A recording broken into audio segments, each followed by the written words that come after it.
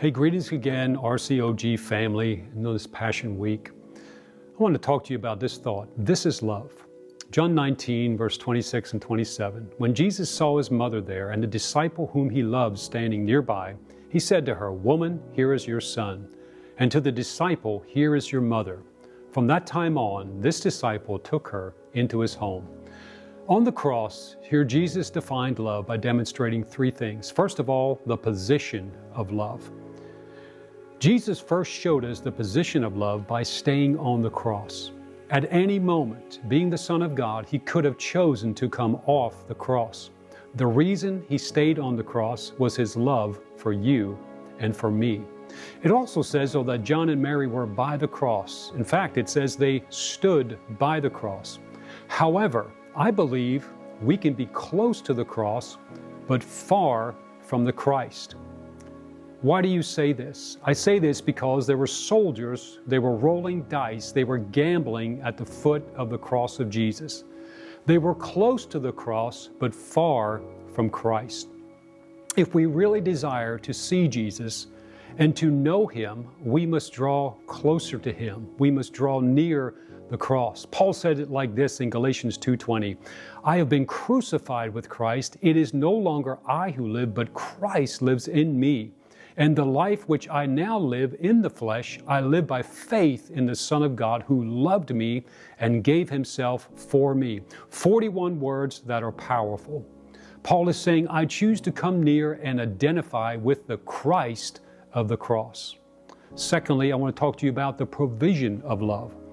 Woman, behold your son, behold your mother.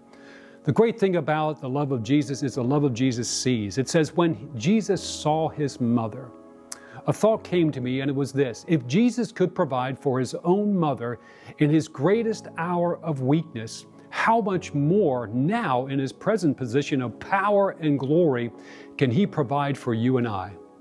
Love sees. The love of Jesus speaks. He said, woman, behold your son, behold thy mother. Jesus' words are short and to the point. Not because he did not care for his mother, but he knew what Mary was feeling. So he went straight to her heart. He spoke to her. Does Jesus still speak to us today? If we listen closely, we can hear Christ say in Matthew 11:28, "Come to me, all you labor and are heavy laden, and I will give you rest." The provision of love. Then there's the power of love. Jesus saw the disciple he loved and said, "Behold your mother." You know what Jesus was saying? He was saying, "John, can you take care of my mother?" And John said, "Of course. That's what friends are for." He was the one who leaned upon Jesus' chest at the Last Supper in John chapter 13.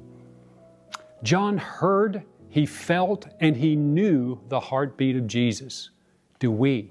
Do we know the heartbeat of Jesus? We will if we draw close to him. John wrote what I believe to be the great love chapter of the Bible. In 1 John 4, 27 different times he uses the word love in some form. This is how he sums it up in 1 John 4, 9 and 10. This is how God showed his love among us. He sent his one and only Son into the world that he might live through him. Verse 10, this is love.